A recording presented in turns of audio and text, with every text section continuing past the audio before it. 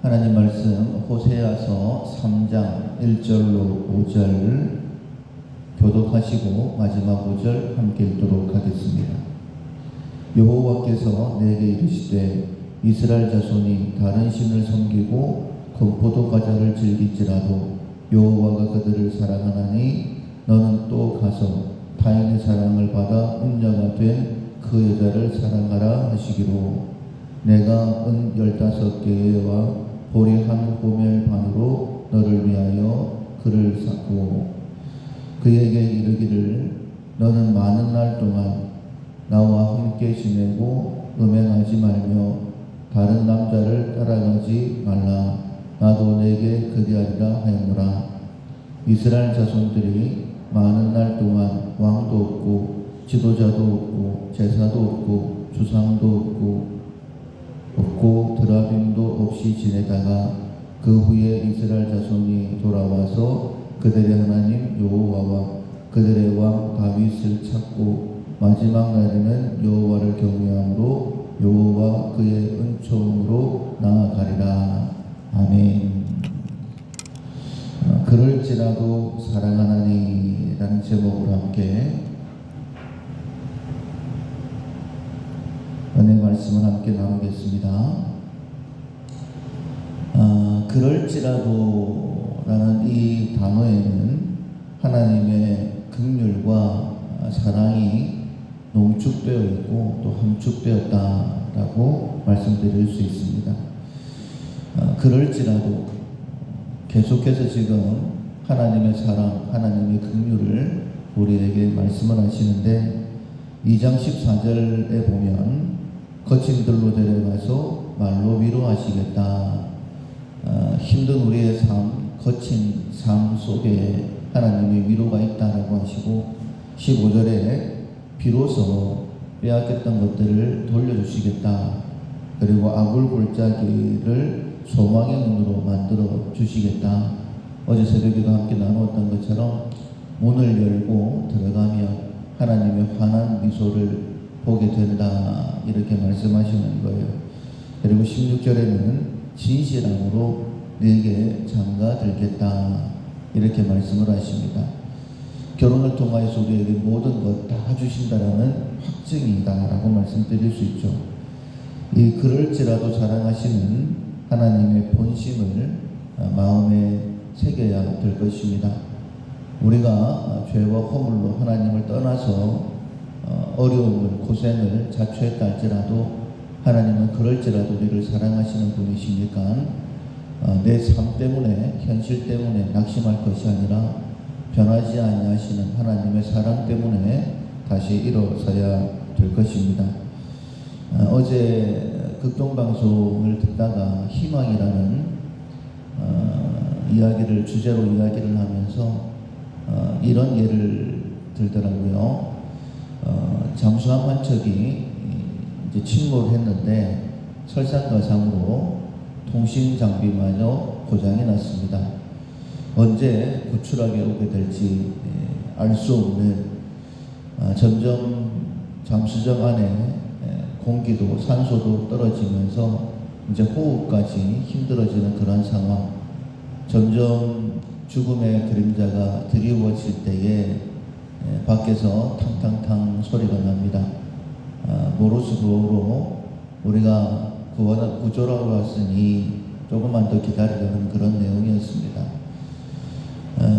탕탕탕 거리는 그 소리만으로도 살 희망이 생기고 새 힘이 생긴다라고 한다면 정확한 하나님의 음성으로 그럴지라도 내가 너를 사랑한다라는 그 음성이 내 마음에 새겨진다라고 한다면 이 시간 다시 한 번 더 우리에게 들려진다라고 한다면 아무리 힘들고 어려운 절망적인 상황이라 할지라도 다시 일어설 수 있게 될 것입니다.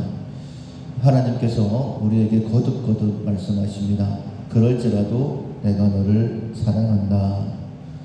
특별히 3장 말씀은 하나님께서 선지자를 통하여 말씀만 주시는 것이 아니라 그의 삶으로 직접 몸으로 보여주시는 것입니다. 호세아에게 음탕한 이 고멜을 찾아가서 다시 돈을 주고 그를 사오라, 그를 사랑하라 이렇게 말씀을 하시죠. 1절 2절에 여호와께서 내게 이르시되 이스라엘 자손이 다른 신을 섬기고 건포도 과자를 즐길지라도 여호와가 그를 사랑하나니 라고 먼저 말씀하십니다. 이스라엘이 이렇게 우상을 섬겨 음란하지만은 그래도 내가 사랑한다 이렇게 말씀하시면서 호세아에게 너는 또 가서 타인의 사랑을 받아 음녀가 된 그 여자를 사랑하라 이렇게 말씀하십니다. 그 말씀 그대로 호세아는 은 15개와 보리 한 오멜 반으로 나를 위하여 그를 샀다 이렇게 말씀을 하십니다. 이해가 안 되는 그런 말씀이죠. 하나님은 공의의 하나님이십니다. 잘못했으면 징계를 해야 되고 작두를 대령해라 뭐 이렇게 말씀하셔야 되는데 그럴지라도 내가 너를 사랑한다. 이해가 안 되는 그런 말씀이죠. 내가 너를 사랑하듯이 너도 음란한 네 아내를 데리고 와라. 호세아의 입장에서는 받아들이기가 힘든 내용이죠. 본인이 사랑했던 것도 아니고 또 결혼하고 싶은 그런 마음이 있었던 것도 아닙니다. 그런데 하나님께서 가장 음란한 여인을 데리고 와서 결혼을 해라 라고 해서 그 말씀에 순종했는데 그렇다면 이 고멜이 행실을 바꾸고 그냥 한 남자의 아내로 그렇게 살았으면 좋았을 텐데 아이 셋을 낳고는 바람이 나서 도망을 가버린 것이죠. 아이 셋 딸린 호렙이었습니다. 호세아 참 사는 것이 막막했겠죠. 그래도 어쩔 수 없이 이제 밥하는 것도 배우고 그리고 아이들을 양육하고 그렇게 살았습니다. 이제 적응이 됐고 그런 상황인데 다시 이 고멜을 사오라고 하니까 이해가 되지 않았을 것입니다. 그러나 하나님의 마음을 알고 있는 하나님께서 이스라엘을 어떻게 사랑하시는지 나를 통하여 보여주기를 원하신다라고 깨달았던 호세아는 즉각적으로 2절에 있는 말씀처럼 은 15개와 보리 한 호멜 반으로 그를 사가지고 오는 것이죠. 이사야 43장 1절에 보면 야곱아 너를 창조하신 여호와께서 지금 말씀하시느니라 너는 두려워하지 말라 내가 너를 구속하였고 내가 너를 지명하여 불렀나니 너는 내 것이다. 하나님 앞에 범죄해서 이스라엘을 바벨론에 팔아버리시지 않습니까? 그런데 내가 너를 구속했다. 내가 너를 대신 사가지고 왔다.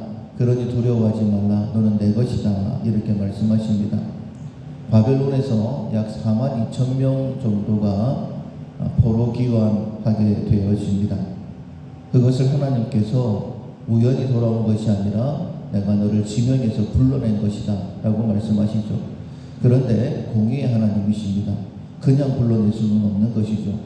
그래서 3절에 보면 내가 애국을 너의 속량물로 구스와 스바를 너를 대신하여 주었다 라고 말씀하십니다. 하나님께서 우리를 구원하시고 하나님의 자녀 삼아주신 것 그럴지라도 내가 너를 사랑한다 라고 말씀하실 수 있는 것 역시 그냥 되어지는 것이 아니라 예수님의 십자가 대속으로 말미암아 우리에게 주어진 놀라운 은혜입니다. 하나님께서 그냥 이런 말씀하시는 것 아니라는 거예요. 이스라엘을 다시 고토로 돌아오게 하기 위해서는 애굽과 구스와 스바를 대속물로 주었던 것처럼 우리를 구원하시기 위해서는 당신의 생명을 대신 주셨다라고 말씀을 하십니다.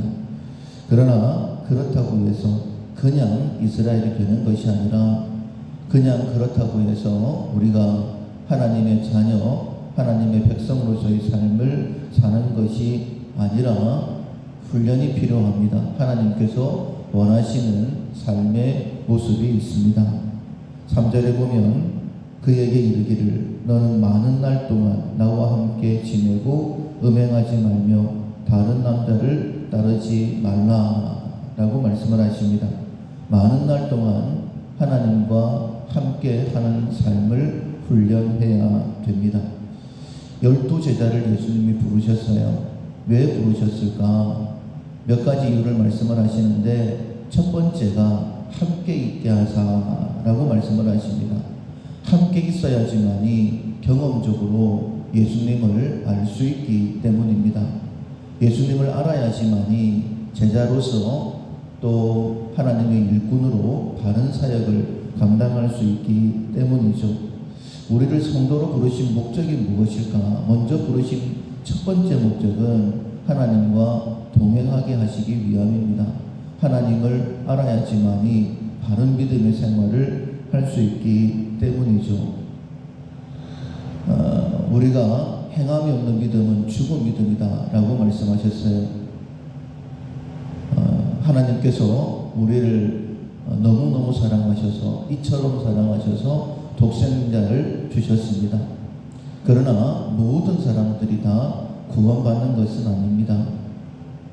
오직 믿는 사람만이 멸망치 않고 영생을 얻는다라고 말씀하셨죠. 어떤 믿음이냐면 행함이 있는 믿음, 하나님과 동행하는 믿음, 하나님을 경험적으로 알고 정말 하나님을 섬기는 그런 믿음만이 구원을 받을 수 있는 것이죠. 그렇게 되기까지는 4절의 시간이 흘러가게 됩니다.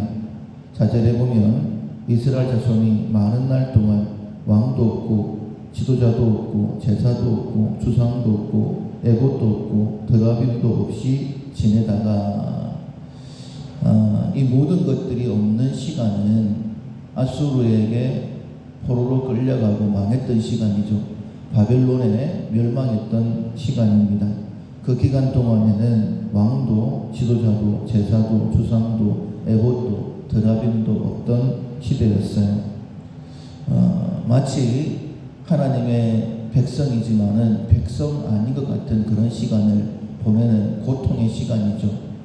하나님께서 일찍이 아브라함을 불러주셨습니다. 아브라함을 향한 놀라운 계획을 가지고 계셨어요.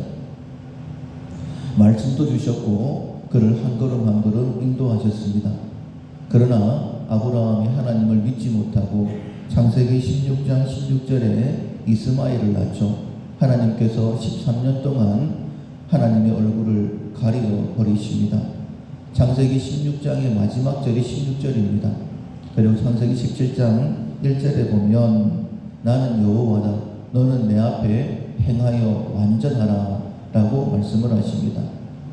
하나님 앞에 행하여 완전하기까지 13년 동안 무의미한 시간이 흘렀던 것처럼 우리가 하나님을 믿는다라고 하지만은 온전히 하나님과 동행하지 않는 그 시간은 왕도 주상도 지도자도 없는 정말 아무것도 아닌 그런 시간을 보내게 된다는 것이죠. 그렇게 시간이 지나고 난 다음에 하나님께서 다시 불러주시는 것이야. 구스와 스바와 애굽을 대속물로 주시고 난 다음에 예수 그리스도를 대속물로 주시고 난 다음에 다시 한 번 더 우리를 불러주시고 5절의 삶이 시작되어지는 것이죠. 그 후에 이스라엘 자손이 돌아와서 그들의 하나님 여호와와 그들의 왕 다윗을 찾고 마지막 날에는 여호와를 경외함으로 여호와와 그의 은총으로 나아가리라. 비로소 진심으로 여호와와 다윗을 찾게 되는 거예요. 정말 내가 하나님만을 찾고 있는지, 내가 바른 신앙 사는 것, 바른 믿음으로 사는 것, 그것이 유일한 소망이다라고 생각을 하는지 우리 자신을 살펴야 되는 것입니다. 그때에 여호와를 경외함으로 여호와와 그의 은총으로 나아가리라. 비로소 우리의 삶에 온전한 회복이 있다라고 말씀하시는 거예요. 우리가 잘 아는 말씀이죠. 앞서 말씀드렸던 것처럼 하나님이 세상을 이처럼 사랑하사 독생자를 주셨으니 이는 저를 믿는 자마다 멸망치 않고 영생을 얻게 하려 하심이니라. 하나님께서 독생자를 이 땅에 보내신 것은 심판하려 하심이 아니라 우리를 구원하기 위함이다라고 분명히 말씀하셨습니다. 그러나 우리가 믿지 아니한다라고 한다면 그 이름을 믿지 아니함으로 벌써 심판을 받은 것이다라고 말씀을 하셨죠.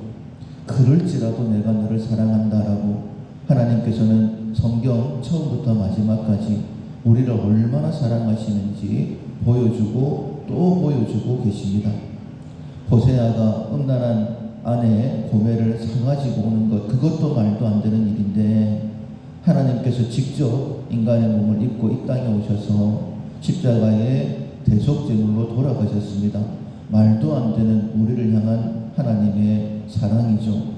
그러나 우리가 그 하나님의 사랑을 믿고 하나님과 동행하는 그 삶을 통하여서 온전한 믿음을 회복하지 않으면 이 은혜를 누릴 수 없습니다. 여호와를 경외함으로 은총으로 나아가는 그런 일은 우리의 삶에 일어나지 않는다라는 것입니다. 그래서 여러 날 동안 여호와와 함께하는 그런 믿음의 훈련의 시간이 필요한 거예요. 우리가 지금 사순절 기간을 보내고 있고 특별히 세일의 특별 새벽기도 시간을 보내고 있습니다. 이 시간만큼이라도 철저하게 하나님과 동행하는 훈련을 해야 됩니다. 그 훈련을 통하여서 그럴지라도 내가 너를 사랑한다라고 말씀하시는 그 사랑을 경험할 수 있는 거예요. 하나님을 체험적으로 알아야지만이 우리의 믿음은 진실한 믿음 위에 설 수 있습니다. 그럴지라도 사랑하시는 그 하나님의 사랑 꼭 경험하고 새로운 믿음 위에 굳게 서서 승리하는 길을 걸어가는 우리 모두가 될 수 있기를 주님의 이름으로 축원합니다. 아멘. 찬송가 303장 날 위하여 십자가에 찬송가 303장 찬양하시겠습니다. 날 위하여 십자가에 중한 고통 받으사 대신 죽은 주 예수의 사랑하신 은혜여 보배로운 피를 흘려 영영 죽을 죄에서 구속함을 받은 우리 어찌 찬양할까. 예수 안에 있는 우리 한량없이 즐겁고 주 성령의 위로함이 마음속에 차도다. 천국 음악 소리 같은 은혜로운 그 말씀 끊임없이 듣는 우리 어찌 찬양 안 할까. 이 세상의 모진 풍파 쉬지 않고 불어도 주님 안에 보호받는 우리 마음 편하다. 늘 깨어서 기도하고 저 천국을 바라며 주님만을 기다리니 어찌 찬양